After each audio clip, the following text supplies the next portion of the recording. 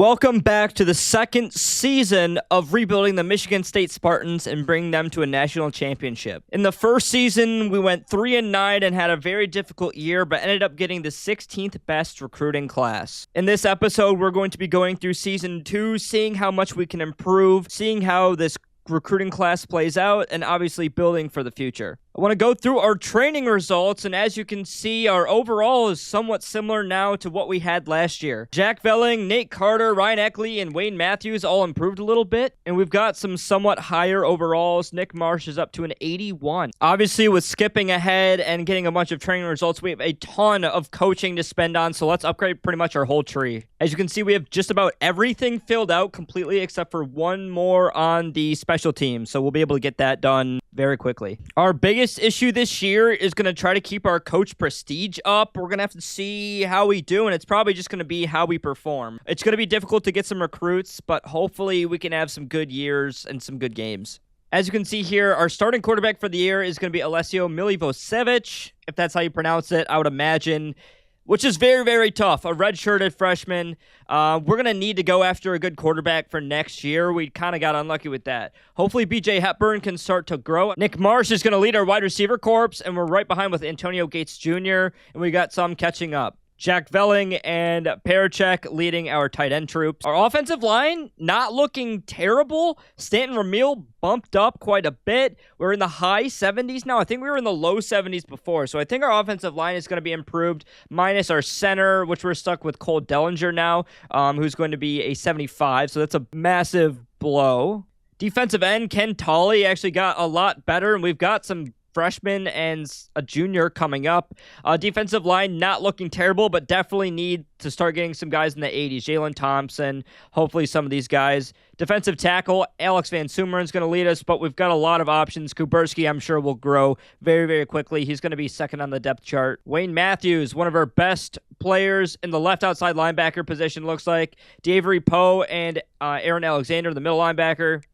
Polium in the left outside linebacker. And our cornerbacks, not terrible, I guess. Caleb Coley, Chance Rucker, CJ Kendall, Justin Dennison. We're all in like the high 70s and low 80s range for these guys. And same thing pretty much for our safeties. Our kicker is not great. We kind of went for him last second.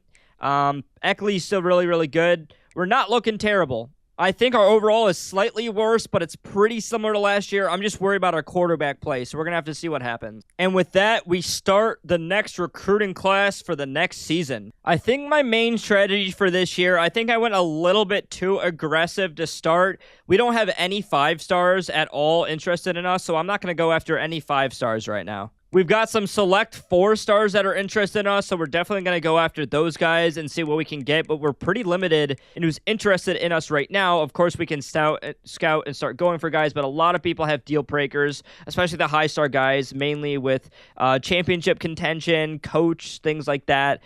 So we're definitely going to have some issues here getting a super tough class. Once again, didn't go after any 5-stars. We got some 4-stars. There's not a ton of interest in our program right now for obvious reasons, so we're going to have to try to flip as many guys as possible.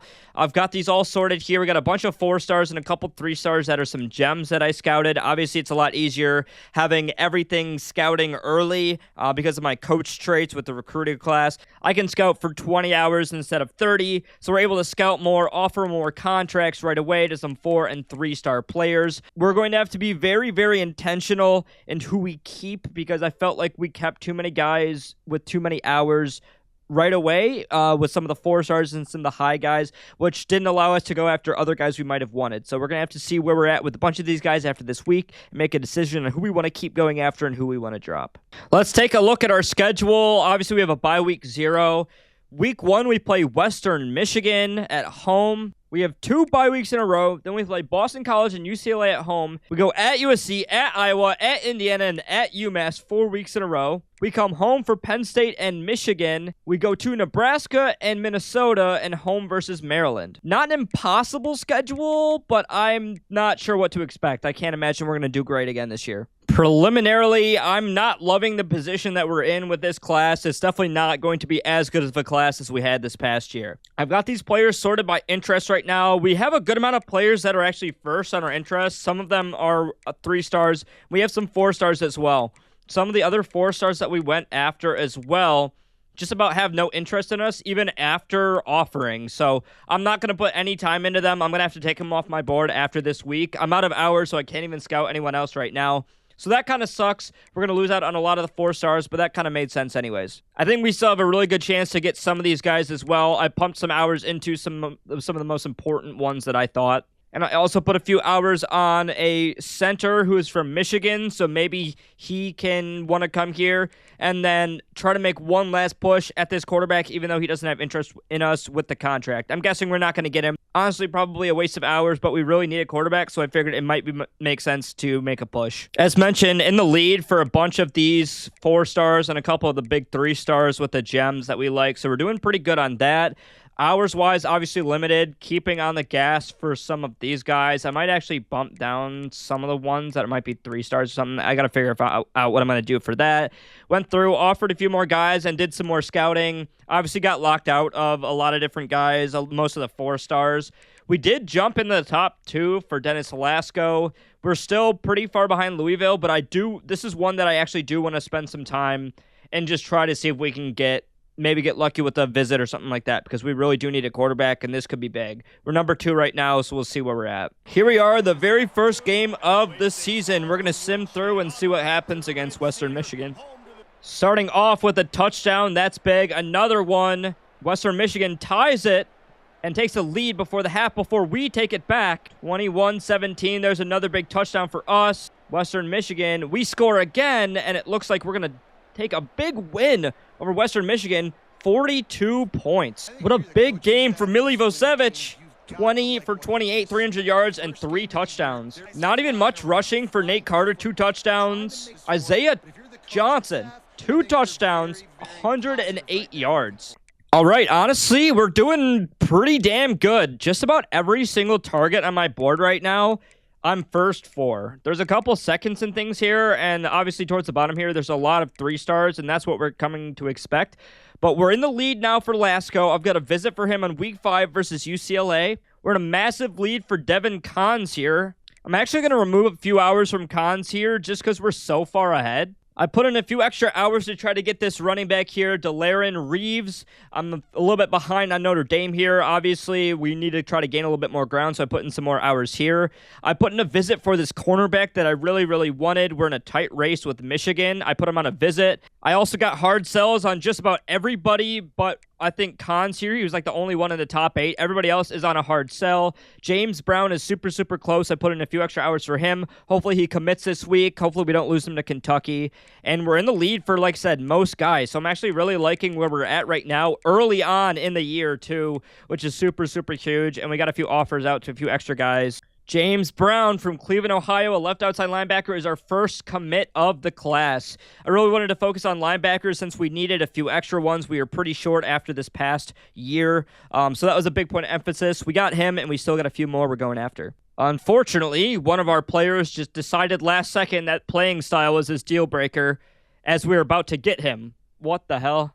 Unfortunately, we have a ton of hours pumped into Reeves here, but he's about to commit to Notre Dame. They've got visits ready. I can't plan a visit, so we're unfortunately going to lose him. We're losing Nate Carter after this year, which is going to be a big blow as one of our best players, so we need to try to find another replacement running back.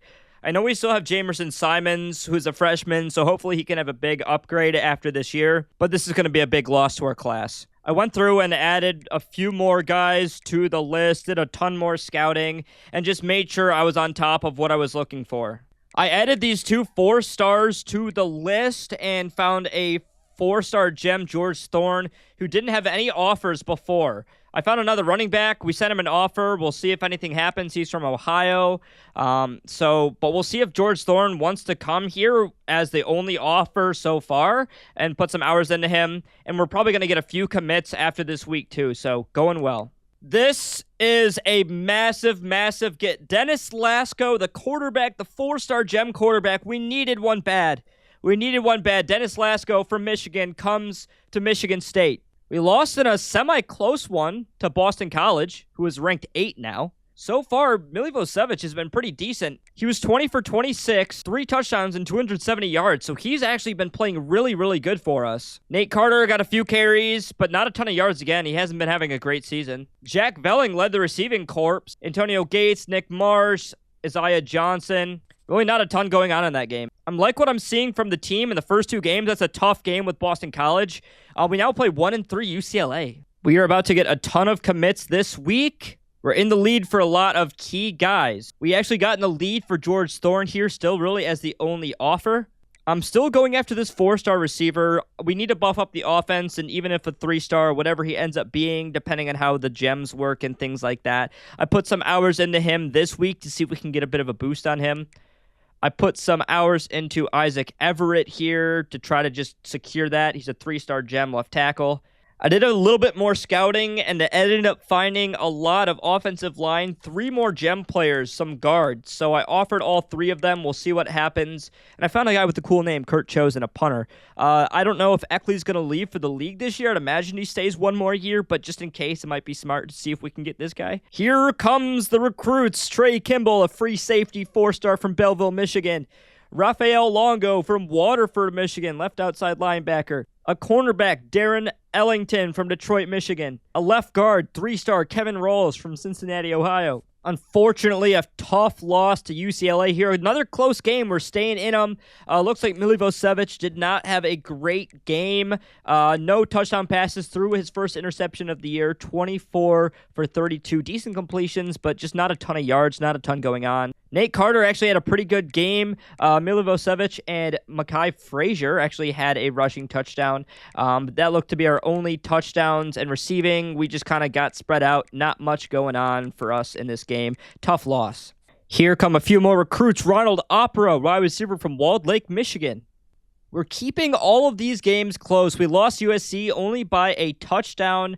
Iowa is 1-3, Indiana's 2-2, UMass is 1-5. I'm hoping we can maybe win 2 out of the next 3. Not a terrible game for Milivojevic. 2 touchdowns, 1 interception, 237 yards, 23 for 29. Nate Carter had a pretty bad game. Jack Velling with a massive, massive game. Nick Marsh playing pretty good too. Still loving the position we're in. We're definitely leading on this center, leading on another running back, a 4-star running back that we got. In a tight race for Darius Countess here, we might have to do a visit for later in the year since we're still on this road trip. Still in a big lead for George Thorne, which is going to be another big pickup if we can get him. Leading for Isaac Everett. Barely leading for Lewis Borden, but I think I just put some hours into him. I'm not entirely sure. I think so I think we should be able to get a big lead on him. We have a 4-star right end, Tavares Vandervelde. If that's how you pronounce that, put some hours into him. Troy Coward leading on him, just trying to get him as far as possible. We got a 3-star gem receiver I just put some hours into after offering him, so we'll see if we can get up there for him. And then some hours into a couple other guys. We got another backup halfback just in case, a 3-star gem, so looking pretty good. We're still doing some scouting, have some offers into some other guys that we might do try to find some other gems or something, but I'm actually feeling really, really good about this class right now. We're going to watch the game against Iowa. Big start. Iowa comes down with a field goal and scores maybe a pick 6. And the first 10-10 here. Iowa, another field goal. What is going on? Iowa's going to score. We're going to go down and score. Iowa scores at halftime. High-scoring game yet again. And it looks like Iowa is going to get the best of us in this one.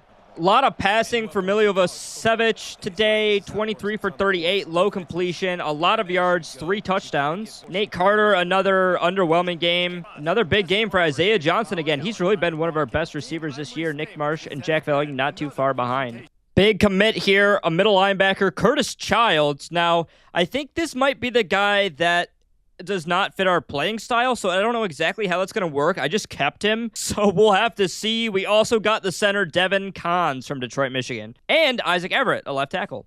Beautiful. Our defense, not great, but we did get a big win against Indiana, another rivalry game. We got the trophy in this one. What a great game for Milivojevic here. 24 for 34, 3 touchdowns, and 309 yards. He's been boosting up his overall this year. He's a redshirt freshman. This could be our main quarterback of the future, even though we're bringing in a 4-star. Pretty good. Nate Carter, decent game.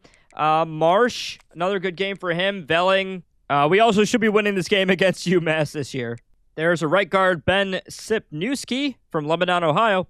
Cornerback, Marquez Ames from Detroit, Michigan. In a brutal turn of events, we have lost to UMass. That is not good. Not a ton of yards, 3 touchdowns for Milivojevic, but a 56 completion, so not good. Nate Carter, not much going on. You know, I thought we should probably win 2 of those, and we lost against UMass, which is very, very bad. The rest of the year will be interesting. Penn State's going to be a loss. Michigan is going to be a close one. Michigan sucks this year, too. Nebraska is mid. Minnesota is mid. And Maryland is all of a sudden second in the country. So that'll be a tough game. I'd say maybe 2 more wins in here. So still not going to be a good year for us. We are in the lead for this 4-star halfback. We're probably going to lose out on Darius Countess here. I put in a few extra hours. We're maxing him out at 65. We have a visit for him, but it's probably going to go to waste. He's going to commit this week, either to us or Wisconsin. We should be getting George Thorne this week. We got a lead on Lewis Borden. We're going to get Troy Coward this week. We've got a nice lead on Austin Cummins, but these other teams have visits. So we're going to have to see what happens there. We might be getting Nicholas Droogsma this week. I did a little bit more scouting as well. I'm trying to get some more 3-star gems. I think those are going to be the important ones that we want to try to get. I have extra hours to spend on that, so that's what I'm doing. We have some hours into Lobato here, but we're probably going to lose him, so that actually might even... I'm going to actually take these hours off and spend it on someone else. And then we have a 4-star that we actually just went after, Hakeem Ha. We offered a contract to this guy with that extra 50. Let's send the house here for Abdul Bortles. Let's see if we can get him, and we can work on some other guys. I'm really, really liking how this class is turning out. George Thorne is ours. That's a big get. 4-star into a 5-star tight end. We got left end Troy Coward and Nicholas Droogsma. Penn State hands us our worst loss of the year, but we still put up some points. I just want to scroll through what we have left. We might get Olszewski this week. But all of these 3-stars here, just about, are all gems. I've done a ton of extra scouting because I've had time to on these 3-stars. And we're getting like all gem 3-stars. And we're leading on a lot of them, as you can see. Some of them are tight races. Some of them I did just this week. Most of these guys I did. We have a couple other guys here I'm not too worried about getting if I do or not. This 5-star is a red gem, but doesn't have any offers yet. But yeah, overall, we're looking really, really good. I want to see what happens after this week. Keep in mind, right now, we have the 14th best class with 8 4-stars and 7 3-stars, and we're probably going to get a bunch of 3-stars after. So I doubt it, but this would be a super big game if we're able to win this. Michigan scores first. We score right back. This is a defensive game. Geez, 17-7 at halftime. We get the ball and score. We get the ball back. It looks like this is a tight game. We get the ball, score. Michigan scores. We come down, tie the game. Michigan going to overtime. Tie. Back and forth. Oh, my God. I think we lost. I think that went back and forth. Dude, this would have been like the game of the year, especially against our rival Michigan. Oh, my goodness. Look at this. So we scored a touchdown and failed the 2-point conversion. Then Michigan went through and failed the 2-point conversion. Then it went into 2-point conversions. Failed, good, failed. He threw pass away. Okay, that's not good. Milivojevic, 323 yards, 3 touchdowns. Nate Carter with another mid-game, but a touchdown for him. Nick Marsh, huge game, 11 receptions, 156 and a touchdown. CJ Olszewski, a halfback. This is a super big get right there. Well, we got absolutely shit on by Nebraska. Gotcha. Left guard, Lewis Borden is ours. So is Roderick Gaskins, 3-star. Come to think of it, I probably shouldn't have even had Milivojevic in at this point. He's looking to transfer, it's looked like, with Coast Prestige. Jesse's going to leave too. Probably should have had Hepburn in, so we're probably going to move him in for the last game of the year. But Milivojevic jumped up to a 77 overall after this year. It looks like we're going to lose him, which really, really, really sucks. Nate Carter sucked this game. Nick Marsh having another great year. Looks like we're not losing much for receiving core and most of these guys, which is nice. Just quarterback-wise, at least we got the 4-star, because there is Brody Freeman, a random 3-star tight end.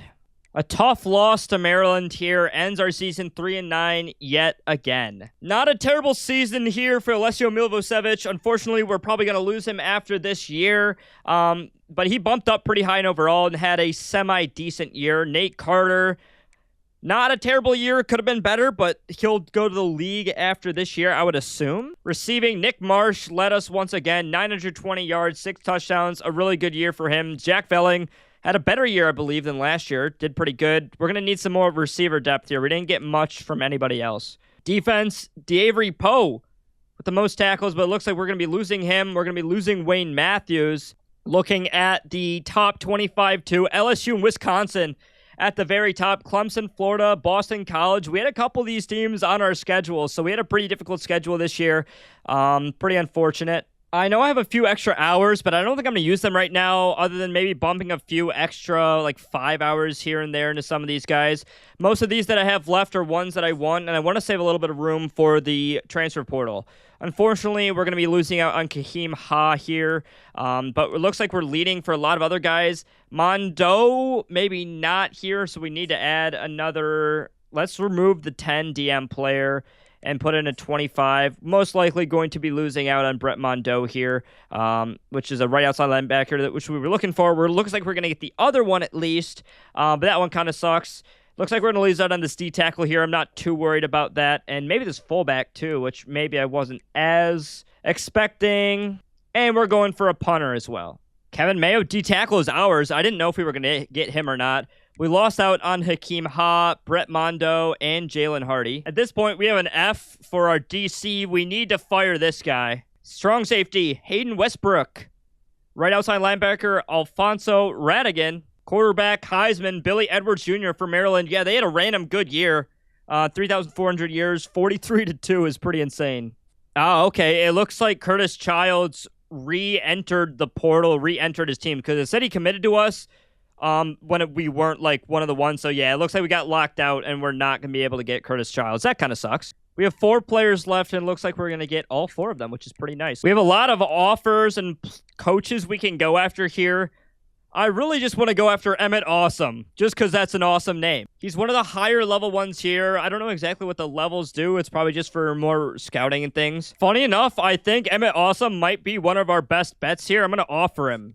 Abdul Bortles, left tackle, and Emmett Awesome is now our DC. Now, we probably should have fired the OC, honestly, too, now that I see that we got a massive upgrade with Emmett Awesome. We got 1 more year left, so we'll probably fire him after this year, depending on how things go this year. I don't hate it, though. Steve Donahue, middle linebacker. And we got the punter, Markel Streeter, as well. It is Clemson and Texas A&M for the national championship this year. And Clemson wins. We're honestly not losing a ton of players. Guys that are graduating are going to the draft. Jack Velling is one of them. We're going to be losing Amorian Smith, a free safety, another random tight end, Wayne Matthews, Khalil Majid, and Nate Carter, unfortunately. Those that are going to be leaving, we're losing Ken Tolley, unfortunately, an edge rusher. Chance Rucker, our best cornerback, one of our other tight ends. So we're losing 2 tight ends, but we did get some good ones. Unfortunately, Alessio Milivojevic is leaving us this year. Polium, Alexander, Gillison, Muhammad, and McKinney Ware. Definitely some big losses. Jack Velling went in the 3rd round. Nate Carter in the 6th round. Obviously not great for pro potential stuff, but better than last year, I guess. Now that the recruiting season is over, let's go over this year's recruiting class. Starting off with a 3-star gem, left outside linebacker James Brown.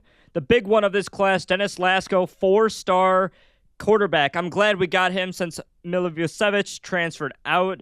Free safety gem, Trey Kimball. We got a left outside linebacker. Once again, we got a lot of linebackers in this class. Some really, really good ones. Rafael Longo.